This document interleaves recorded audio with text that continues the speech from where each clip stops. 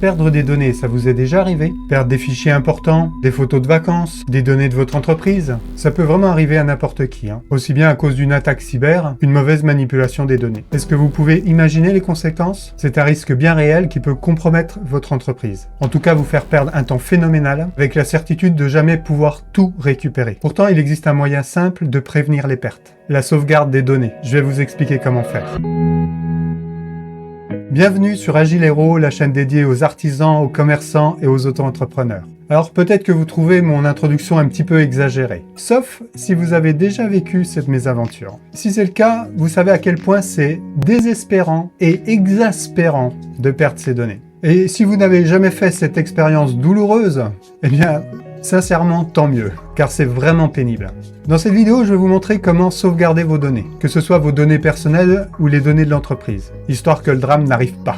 Alors on va commencer par s'organiser, voir ensemble sur quoi sauvegarder, les erreurs à éviter, on va parler un petit peu de confidentialité quand même, les outils, et vous allez voir, je vous propose quelque chose d'extrêmement simple, mais qui fonctionne à tous les coups. On verra aussi quand sauvegarder, à quelle fréquence, on parlera d'un problème de taille, et vous serez prêt pour passer à l'action. Alors avant de commencer, il serait idéal que toutes vos données soient rassemblées dans le même dossier. Si vos données sont éparpillées, ça va compliquer la tâche. Disons que vous avez deux dossiers principaux. Un dossier pro, qui contient tout ce qui concerne votre business, documents administratifs, gestion commerciale, finances, etc.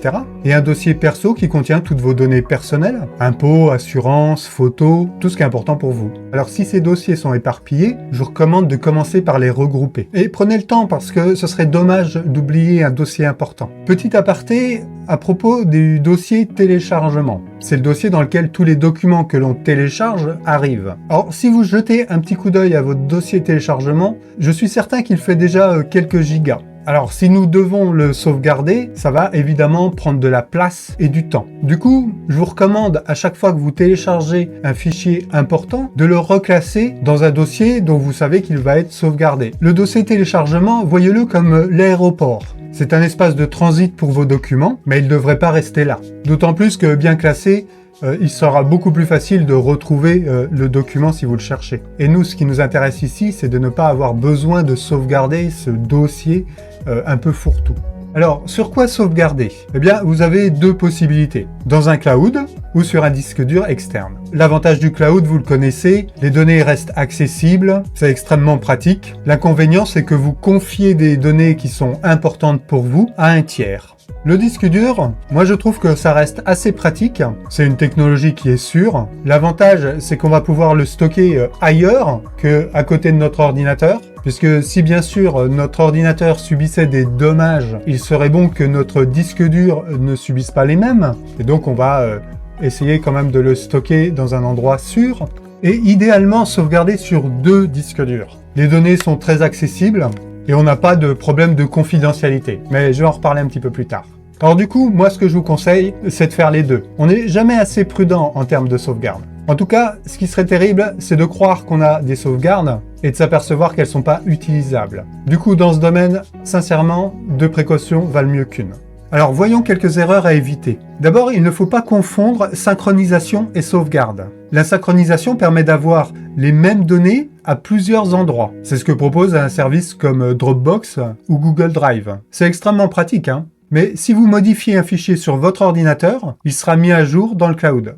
La sauvegarde, c'est différent. Il s'agit de copier des fichiers à une date donnée. Donc si vous modifiez un fichier sur votre ordinateur, il ne sera pas mis à jour sur votre disque dur ou sur votre système de sauvegarde dans le cloud. Ce qu'on veut, c'est avoir une version ancienne, mais intacte de nos fichiers, au cas où notre système serait corrompu. La deuxième erreur à éviter, c'est de sauvegarder sur des clés USB.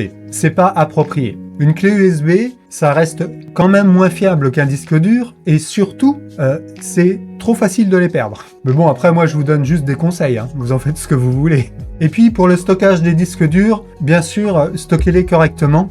Évitez derrière une fenêtre en plein soleil ou dans votre coffre de voiture par -10. Ils aiment pas. Voilà, ce sont des choses simples. Voilà, je ne sais pas si c'était utile de le préciser. Parlons confidentialité maintenant.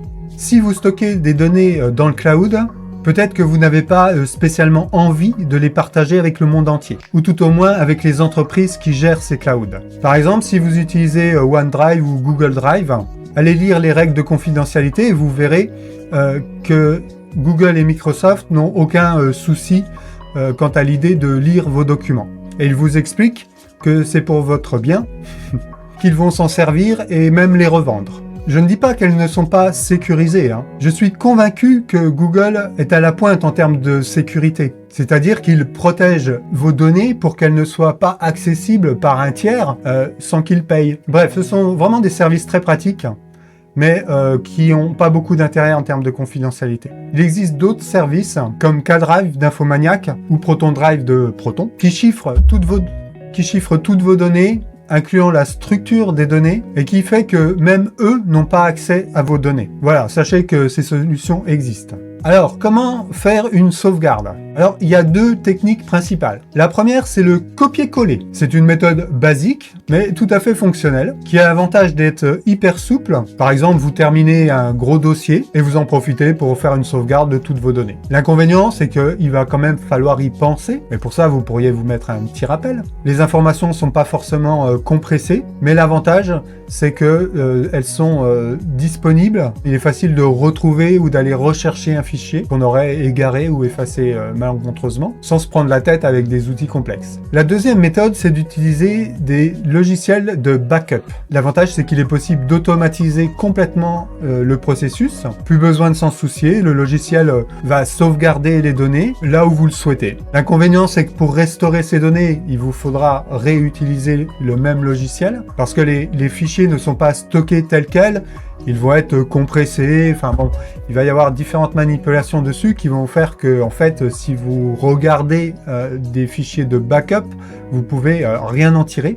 Sans rentrer dans les détails, sachez que certains sont gratuits, d'autres payants, certains sont open source, d'autres des applications propriétaires. Si ça vous intéresse, dites-le moi en commentaire et je ferai une vidéo sur les solutions qui sont à la fois gratuites et open source. Vous savez que ce sont mes préférés, que je mettrai dans les bonus. Donc les bonus, ce sont des compléments que je fais sur les vidéos YouTube et auxquels vous pouvez accéder gratuitement en suivant le premier lien dans la description. Alors quand sauvegarder? Pour répondre à cette question, c'est assez simple. Si vous perdiez tout là maintenant, quelle quantité de travail seriez-vous prêt à refaire? Le travail d'une journée? D'une semaine? D'un mois?